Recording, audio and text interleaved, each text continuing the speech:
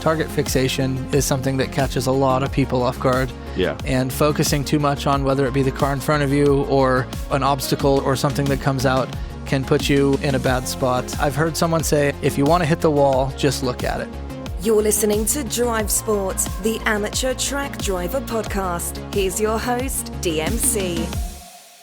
Welcome to Drivesport. My name's Dave, but for this show, please call me DMC.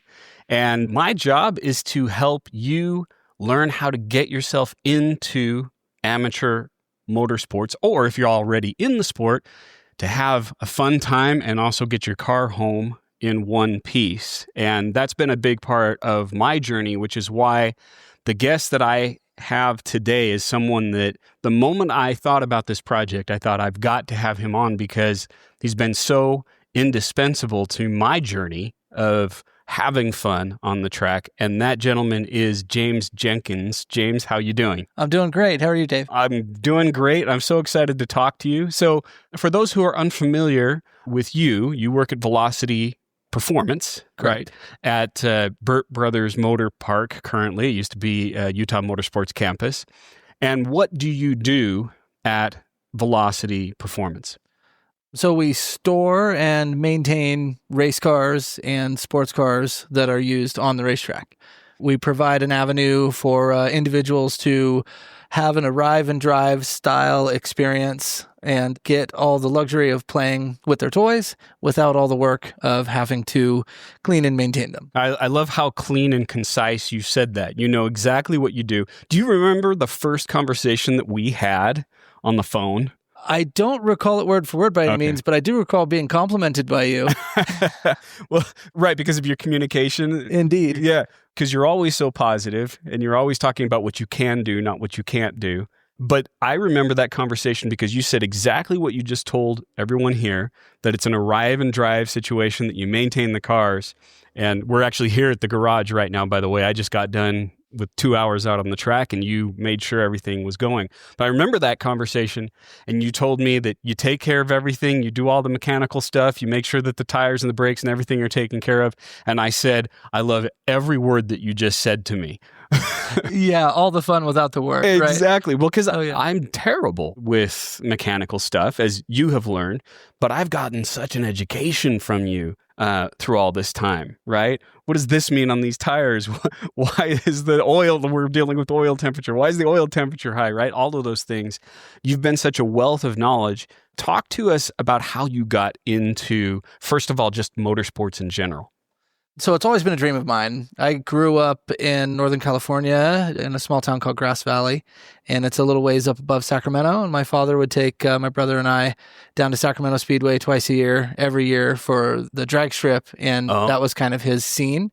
Did he drag race too? Or No. Loved it? No, we would go for the Governor's Cup and the Fox Hunts. It was just two pro events that they would put on, and we were just spectators, and he just really enjoyed the sport. He still, to this day, follows and watches the NHRA on TV and stuff. That's amazing. And just being around the environment and getting to feel the cars. The pro-level cars are really quite an experience if you've never been. The methanol-driven cars, if you sit up near the tree, the drag staging tree, the methanol that burns off of the motors creates like a gas in the atmosphere that will burn your eyes, your eyes water. And it's a really insane kind of experience. And it was something that I grew up with.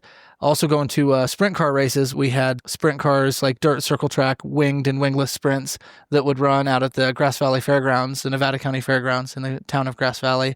And I never really much cared for ball sports, soccer, baseball, football, anything like that. I was always really fascinated with automobiles and motorcycles. Cars and bikes is kind of what my dream always was growing up. And so... And you drove bikes, right? I remember you talking about that. Oh, yeah. Like in terms of, was that your first experience on the track, was driving bikes or cars? No. Okay. I got into cars at 20 years old. I bought my first sports car. I bought a mid-90s Nissan 300ZX twin turbo. And I didn't get into motorcycles till quite a bit later. I did my first motorcycle track day close to 10 years after my first car experience. And where did the mechanic side of things come into this? So when I first got that particular car, the Nissan, they are a good car and they're reliable, but they're aged. And with all mid-90s or aged project cars, they are getting to a point in their life where things are starting to rot and things are starting to go out and they need a lot of mechanical maintenance and attention.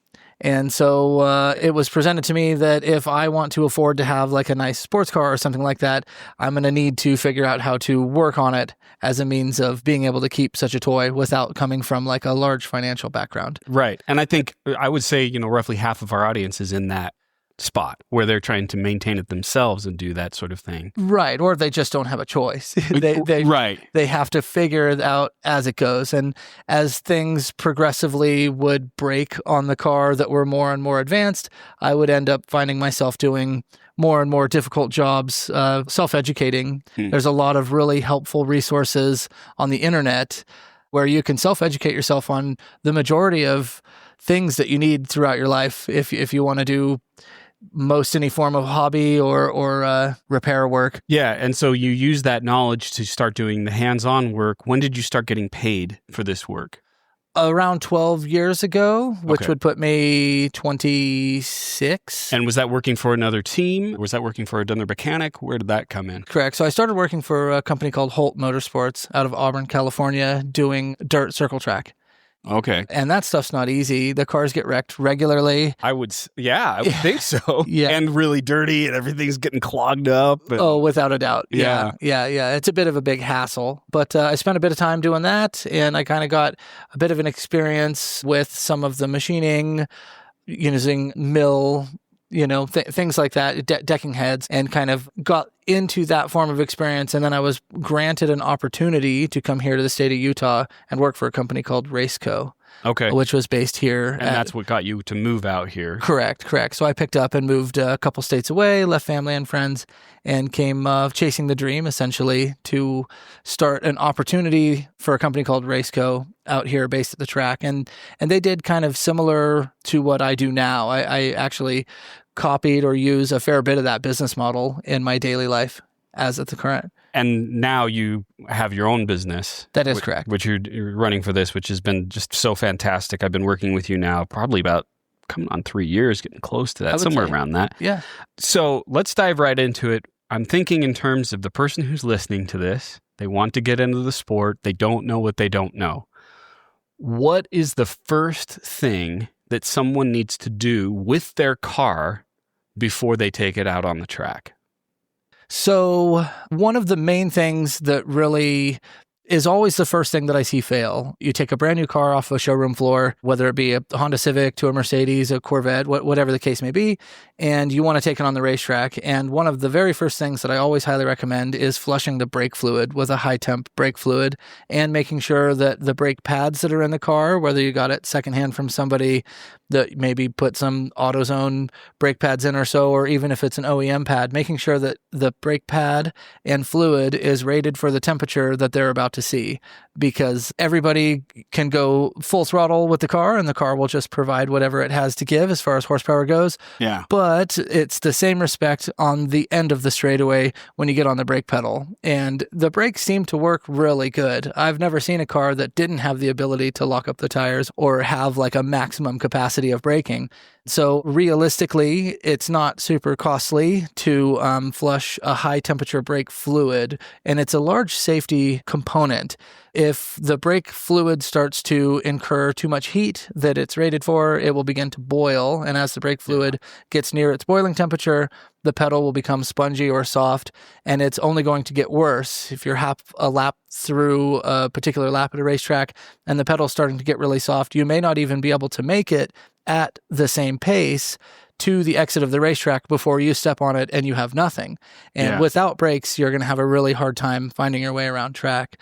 But realistically, I think that even with whatever tire the car's on, even with whatever the alignment is, however much horsepower it has, if you just make sure that the car has adequate safe brakes for running on the racetrack, you should have a pretty positive first track day experience. Yeah. I knew you were going to say that, and that's why I asked you that, because it is, I remember the first time I heard it, which is from a mutual friend, Perry Needham, and we were at it, I mentioned I was going to take a car out of the track. He said that. Me being ignorant did not appreciate the importance of not having your brake fluid not boil, right? Or boil, not having it boil. And I thought, well, okay, that seems pretty basic. But it's so critical now that I'm an instructor at the track and people come out and the first question I ask them is, what kind of brake fluid do you have in there? Oh, I don't blame you. And what's the answer for most people who's first time? Who knows? Whatever. It's whatever came from the shop. And they're already at a disadvantage. They're already in a little bit unsafe situation. And I have to tell them, we're not going to be able to push this now. So next time you come, please swap it out. What is the gold standard? I know that every car has a slightly different requirement. What's the gold standard of brake fluid, you would say?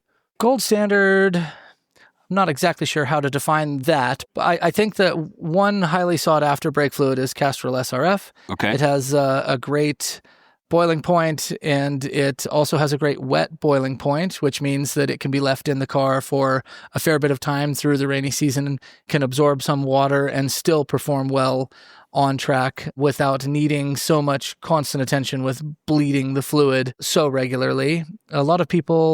There's a lot of great brake fluids on the market. There's Endless, RF650, Brembo makes great fluids, AP Racing makes great fluids. One of the more common fluids that I see is a Motul RBF 600 or RBF 660. Okay. And it's slightly more cost effective. It comes in like a pint bottle, and it can be maybe, let's call it, more attainable, easier to get. You can even buy it at some local retailers, whereas some of the other fluids are more, I wouldn't use the word exotic, but harder to find, or they definitely have to come from an internet source or something like that, not locally sourceable.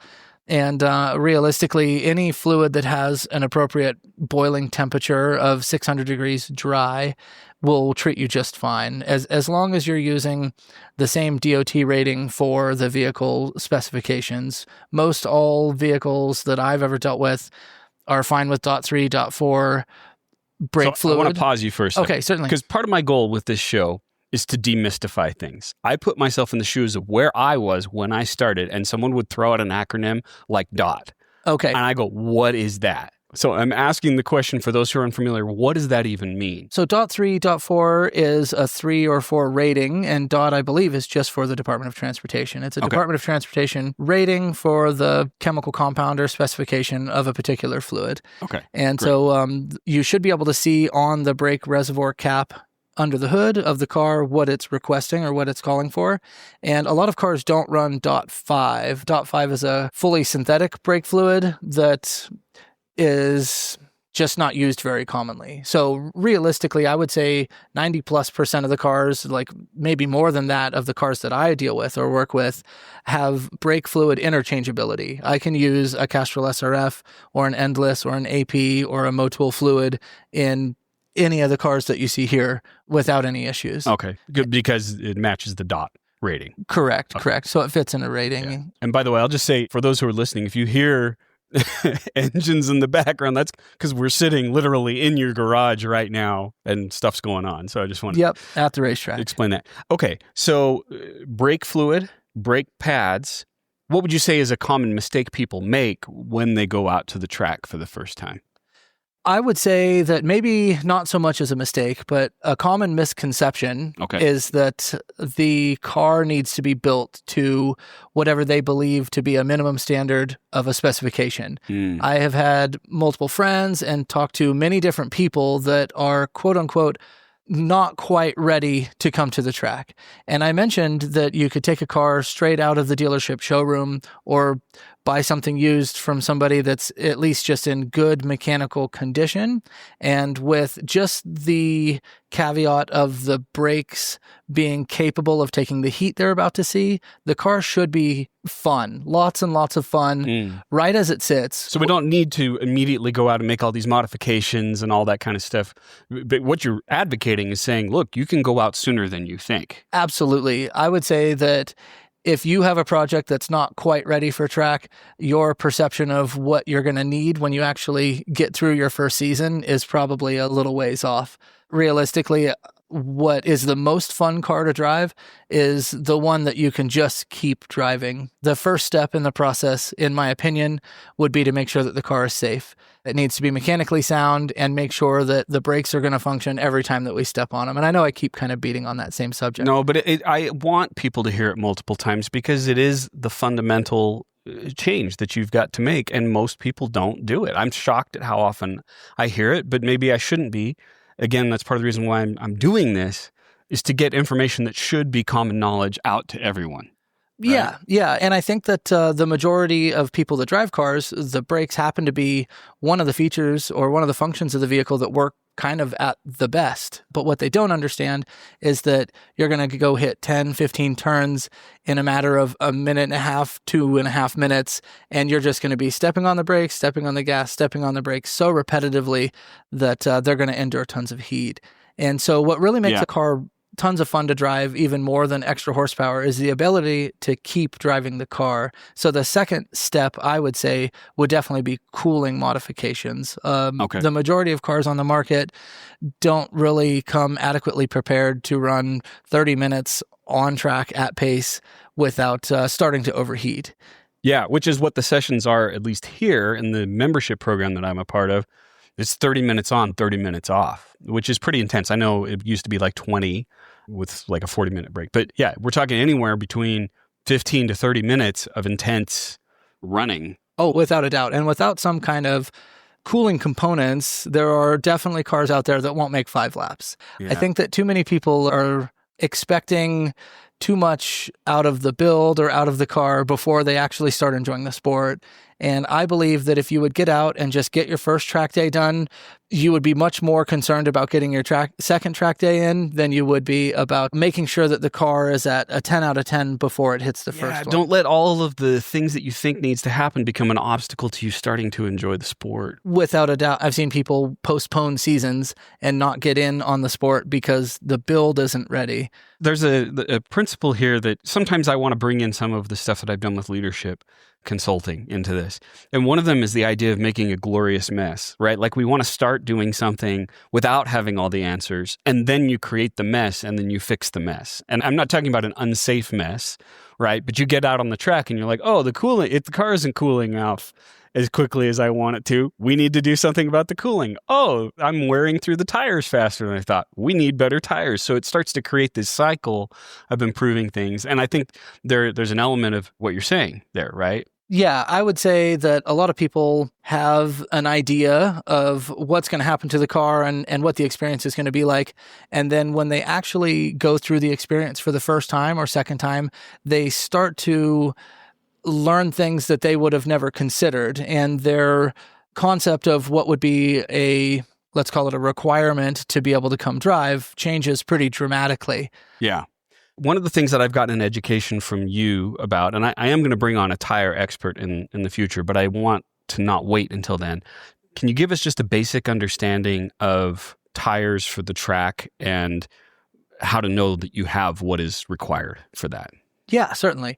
So tires are, in my opinion, one of the most important aspects of the car as far as being able to go fast. The tire is the component that connects the car to the ground, and it provides the majority of the grip that is available. There's suspension geometry and other components involved as well, but it allows the horsepower to reach the ground without spinning up. It allows the brakes to do their job without locking up. It allows the car to maintain corner speed and have grip. And tires equate lower lap times. If you really want to take a car and go faster, a softer tire or a better tire will get that job done for you. However, it does certainly tax the rest of the car itself. It will create more suspension roll because it allows more grip for the car to maximize the G-forces involved. And it will be harder on the brakes because it will allow you to step on the pedal and use more brakes without locking the tire up. Right. We're kind of getting back to that concept again of like just going in and doing it. And then you realize, wait, the tires that I have in don't give me enough grip, or they're giving me so much grip that now I need to address other areas of the car. Without a doubt, it can start showing the car's shortcomings on other aspects because you go straight to slicks and run a really, really grippy tire on a car that doesn't have any of the other supporting modifications. So one of my listeners goes out to the track and you're there and it's the first time there and you look at their tires. What are you looking for? In what respect? What are you looking to make sure that they're going to have a good time on the track and they're going to have a safe time on the track? Well, in that respect, I'm really just making sure that the tires still have tread on them or that they're not corded or in an unsafe manner to be used. Corded means that the rubber is worn off so much that we're seeing the underlying... The steel belted radial, correct, yes. And so in a matter of trying to help somebody understand what they should be doing with the tire or what they should be doing with the suspension, we can look at the tire and kind of read it in a way that gives us some helpful information in some recommendations to make for the car. We can look at the outside leading edge of the tire and kind of get an understanding of whether it's being rolled over on the sidewall from not having enough pressure, or how the tire is wearing, if the car doesn't have enough camber or isn't aligned. And what is camber? Camber would be...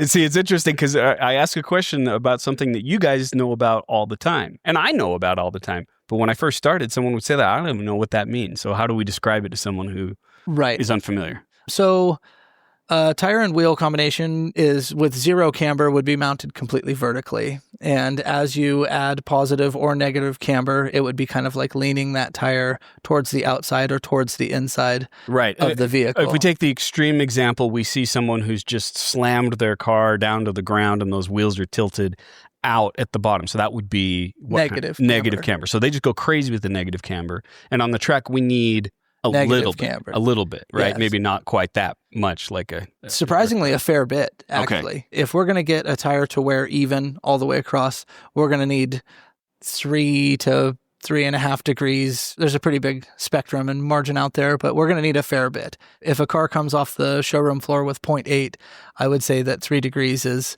a large percentage of an increase of negative camber. Okay, let's shift gears a little bit, and I want you to think about the customers that you've worked with, people like me. I've found in my work that there starts to become a recurring theme, right? There's an issue that I see over and over again that's repeated. What is a common theme or issue that you have seen with your customers throughout the years? I would say that one of the paths that I've seen followed on multiple occasions is kind of maybe an evolution, if we'll call it, of how a driver progresses. They will, depending on the budget that they have, generally some people out there that are struggling to get into the sport, the facts are that this is a fairly expensive sport to get into regardless of how you go about it. Automobiles or cars in general are a large investment regardless as to what you spent on the car. Yeah. And it's not nearly as cost effective as some of the other things that you could do with your time. Sure. Fishing would be a lot less expensive. I'm sure that you could find a way to spend lots of money on any hobby out there. Right. But this one's pretty tough to do without being really budget conscious. And even then, if you start using the words thousands in a matter of a season, to some people that can seem really daunting. Yeah. But regardless of the budget, what I think I've seen quite a bit is someone that has what they believe is a pretty solid idea of how they're going to go about getting into the sport. And they will purchase a vehicle or choose a vehicle that they have to use for the sport. And they'll take a street car out here and end up pouring a fair bit of money into it in modifications, from suspension to brakes to horsepower to wheels and tires and fitment and aero modifications. I feel attacked, body. James, I feel attacked right now. You feel attacked? No, you feel personally attacked? I'm joking, but I mean, that is sort of the path, right? I started with a 9872 2010 Cayman S. Yes. And we ran into the cooling issues. We ran into different brake and suspension issues. And then I switched to 2015 GTS, right? And it was highly modified. And it has been that kind of progression, right? Like people evolve in what they think this is going to cost them or what they're willing to spend on it. For sure. Yeah. And people start with one particular platform. I've seen on multiple occasions, someone will start with a particular platform and eventually they'll come to the realization that that may not be the right car, or it's going to cost too much money to modify in a way to where they could have just bought a different car that's already been modified for significantly cheaper and had a lot more of the performance without so much of the cost. I've seen a car that's worth, let's say, $20,000 be purchased, and let's say another $20,000 put into the car, and the car is now worth $18,000. Right, because it's been track modified and it's had the wear and tear. And it's been, we'll call it devalued, right? A roll cage has been put in it, and the thing will never get groceries again. That's an important point that sometimes I think people miss, and I don't know if I really understood when I got started, which is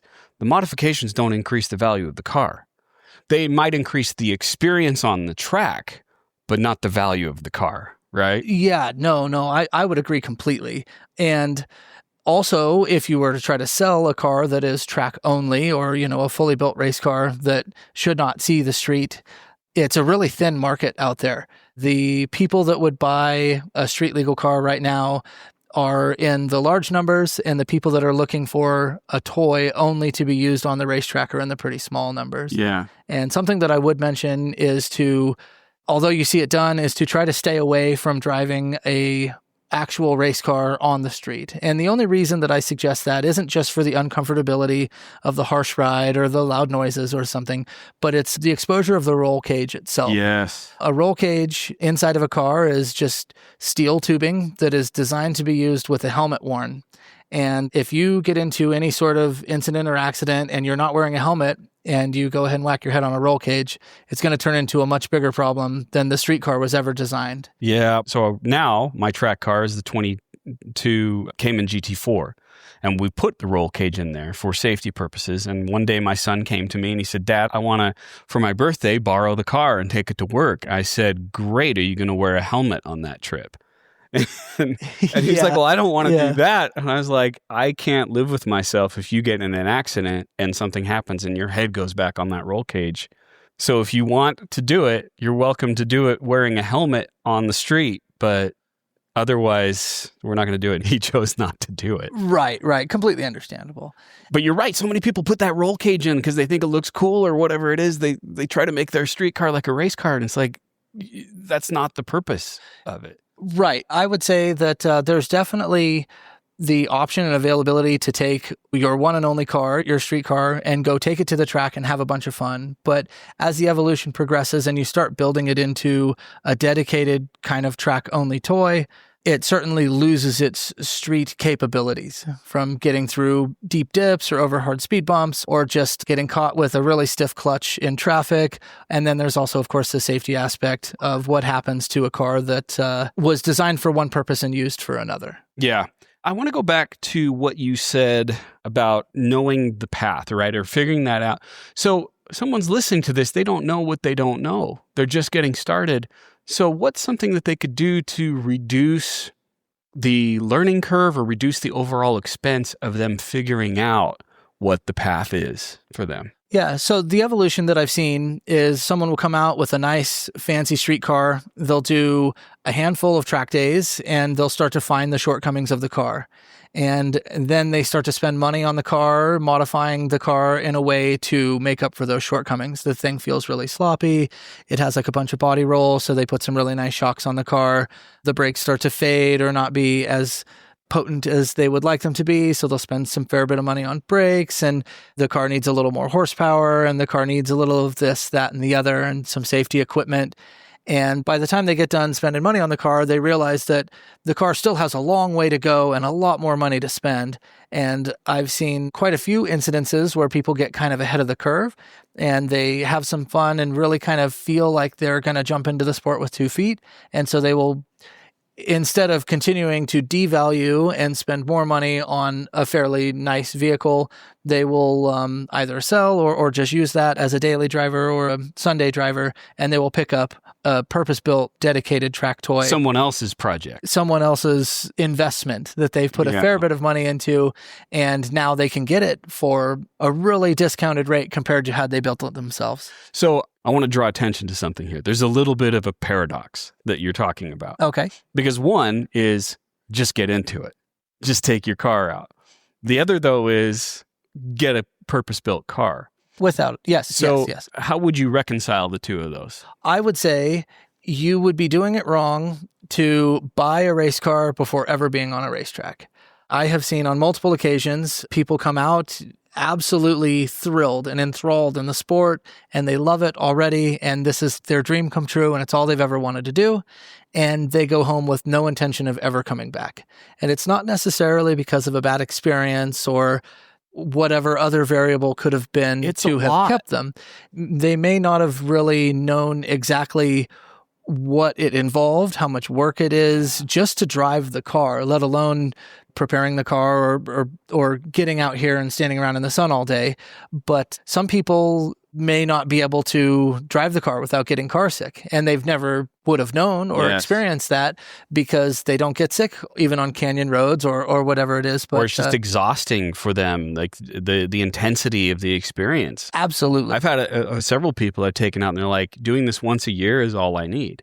So what you're saying is give it a try, but don't buy the race car first. Absolutely. Absolutely. What I think I'm getting at is if you think that you need a race car to get to a racetrack, you're probably mistaken. And I think that you could come start enjoying the sport with whatever safe sports car that you have already. Then you'll know after a short while of coming to the track, you'll know if it's really right for you and if it's something that you're prepared to invest heavily into. And if you are, I would recommend really considering and trying to see the whole picture of what it would be like to modify and build the car that you have versus buying another dedicated toy. I once heard some pretty wise words from an individual that said, anytime that you take a car onto a racetrack, you need to be mentally and financially prepared to throw the keys away. Yes. There are insurances and other programs which we'll talk to on this show. Considerations to be made that could potentially change that aspect of it. But I think that these should be seen as high risk environments. The racetracks are without a doubt high risk environments. Yeah. And you need to be financially prepared that something isn't going to go the way that you expect. And mentally prepared, regardless of your financial situation. That's been an issue for me. I think you've seen that. Right? I don't doubt it. Yeah. Right? Like the money hurts. Money is it's important, but more so is that sinking feeling the first time that your car fails on the track and you have to get towed off. Right. And I read in some Western book somewhere that young gunslingers, the problem with them is they don't see themselves face down in the dirt. Right? That sounds right. And I think with this, you have to say, you know what, this is probably going to happen at some point. Am I prepared for that? Am I okay with that happening? Am I okay with that happening with my car? If not, we'll talk about insurance another time. But perhaps you need to take a risk with someone else's car. Perhaps you need to go to a school or go to a place like the Porsche Experience Center first and get a feel for that. And then start to go, all right, is this where I want to go on a regular basis? Yes. Yeah. I would say that realistically, it probably doesn't take near as much as you might think it takes to get on track. There are clubs all over the country, all over the world for that fact, that host track days in a controlled environment that are relatively inexpensive in the big picture of what the sport is. A couple $100. I actually was doing track days years and years ago for $99 out at Thunderhill. Oh, wow. That's a great deal. It sure is. And so I think that the general idea going in was that it probably isn't as daunting or it probably isn't as difficult as you might think that it is to get out and experience the racetrack and have potentially the best day of your life. Yeah. And then as the progression comes down and you start to get into the sport and you've done some days or had some experience and you feel like you're really ready to maybe take it to the next level. I think one of the, again, I wouldn't necessarily call it a mistake, but one of the progressions that I've seen is someone that has to learn the lesson of modifying a car that will still never quite be, it would take too much to make it all the way of what they want, as opposed to if they would have just not been so committed to the brand or committed to the specific machine and kind of opened their perception of what else is available and purchased another more dedicated toy, that they could have maybe avoided taking a nice machine, devaluing it, and being kind of stuck with something that still doesn't work in the way that they want it to. What do you think about this statement? Start as cheap as you're comfortable starting, rather than starting with the expensive side of things, which is, I think, the path that I went down. Start with the cheapest side that you're okay with. Yes and no. Okay. You did say that you're okay with. Some people have very different budgets than other people. And I think actually one of the great ideas about getting involved with a racetrack is the rental program. And it doesn't have to mean rent a race car from a team that's thousands for a single day, but there are these experiences like the Porsche or Lexus driving schools. There are these experiences like Extreme Experience. There are some that are travel around the country and kind of may come to a racetrack near you, may not. There are other experiences such as Vegas, the dream car experience that are year round, where you can just go get a taste of what driving on a racetrack in a really nice car would be like before necessarily committing to one side or the other. Dip your toes in, get a feel for it. I like that. We could talk for a long time, and I think we are. If you're open to it, I'd like to do this again in the future. So what you provide, if someone's in Utah, I'm going to 100% recommend that if you even have room for them, please look up James Jenkins. We'll put your contact info, your link, whatever you want us to put on how they can reach you. Work with James Jenkins at Velocity Performance. And if you don't live in Utah, find a guy like James who can do the maintenance for you in between. How would you suggest someone locate someone like you at their local track or around their track? Or are you just extremely rare? It is difficult. A lot of tracks don't have the facilities to support shops and infrastructure that we're lucky enough to have here at Burt Brothers Motor Park. There are a lot of racetracks throughout the country, and so there should be a track local to you within the concept of what local could be construed as, but not all of them have such facilities. And to find race shops that aren't located at racetracks, or at least right next to them, isn't nearly as common either. Okay. So typically, if someone didn't have that, they'd have to locate something that's in the reach of the track that you could keep the car with them and then perhaps trailer to the track. Is that how you would go about doing that? Or if it's a car that is streetable, you drive to the track. Right. Well, so I don't actually know a lot of the shop's availability. Like here we are sitting in Utah, and I would think that one of the closest locations that offers a service like this right here, right now, is California. It's wow, not super easy actually to get involved with a local race shop at a racetrack that provides a service such as this. Like we have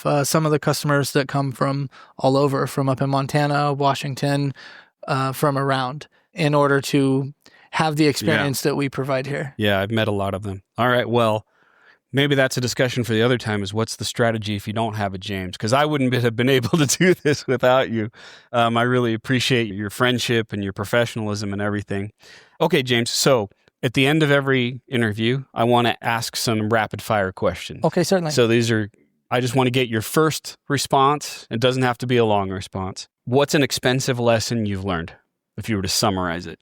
Safety components, safety first. I've been in a couple of rollovers, and there were some incidences where I wish I would have been a little more conscious of the safety equipment. Roll cage, Hans device, harness, helmet. Without a doubt. Yeah, I would say one of the more expensive lessons that can be learned, without a doubt, is safety first. Okay. Favorite car you've driven on track?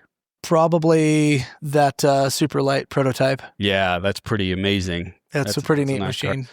Bucket list car you want to drive but haven't driven on the track? Ooh, factory built GT3. You name the manufacturer.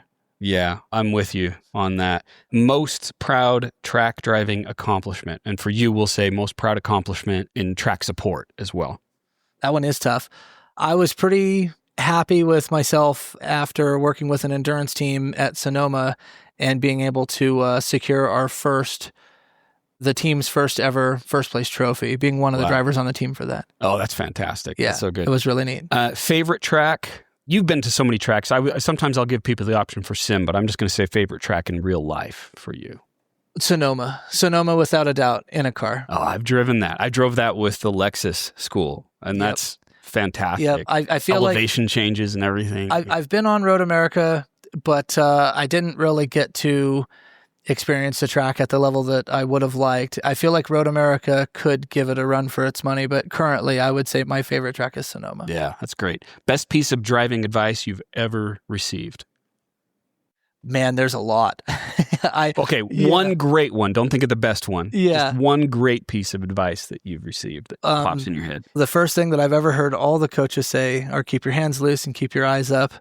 And I think really what they're kind of talking about is to be gentle on the inputs Don't be too harsh on the car, and keeping your eyes up. Really, I think target fixation is something that catches a lot of people off guard. Yeah. And focusing too much on whether it be the car in front of you or an obstacle or something that comes out can put you in a bad spot.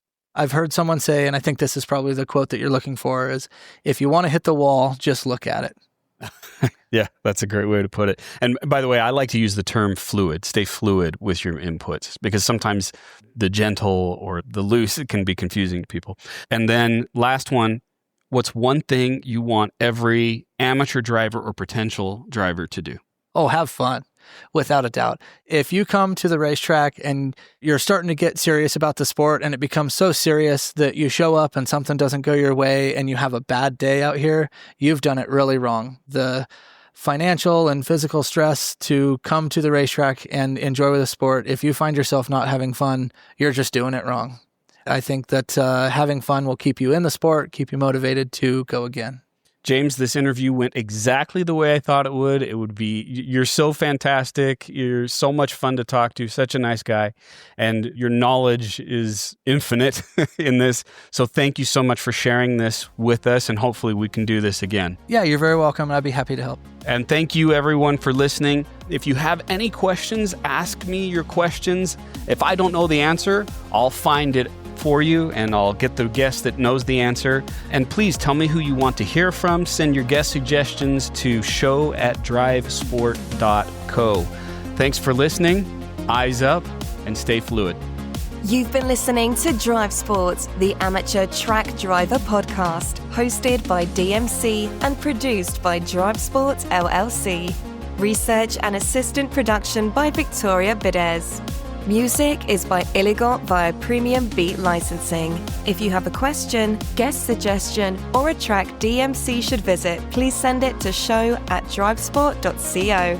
Please subscribe to Drivesport on Apple Podcasts, Spotify, or wherever you like to get your podcasts. And follow us on social media @DrivesportCo. We'll see you in the next episode.